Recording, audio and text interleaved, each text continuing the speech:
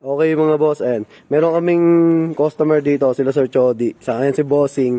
And parehong Montero, pero magkaiba yung kinabit naming spoiler. Ito OEM. Sir, yung Chody sa'yo, orig yun eh, no? Orig na pang Montero. Ito, tignan nyo sa taas. Ayan, no? Yung may ganito siya. Ganito yung mga nilalagay namin sa 2024. Ayan. Yung pagkakaiba nila, pakita ko sa inyo. Tapos yung isa, ayan, same yan. Ginagawa ni Uni isa.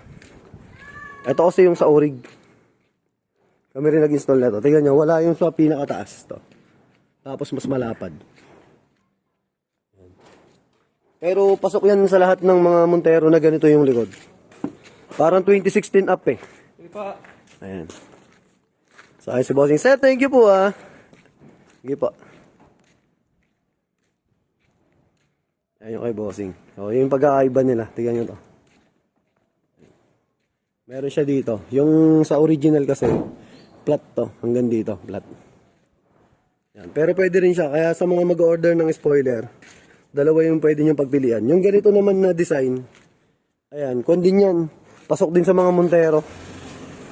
Wag lang yung old model. Pati sa 2024, pasok yan. Yung ganitong spoiler. Ayan. So, ayun siya.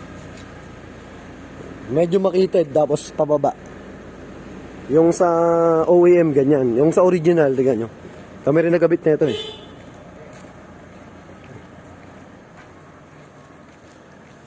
Ito, malapad. Ayan, malapad siya. Hanggang dito yung sa kanya, sa taas. Ayan. Yung kasi, hati yun eh. Hanggang dito lang. Parang ito, tas itong part na to, wala. Kabitan din namin ito ng visor. Ayan, kasi ordinary yung nakakabigay Sir Chody. Manipis. So, ayan. Thank you. Maraming salamat. God blessing it.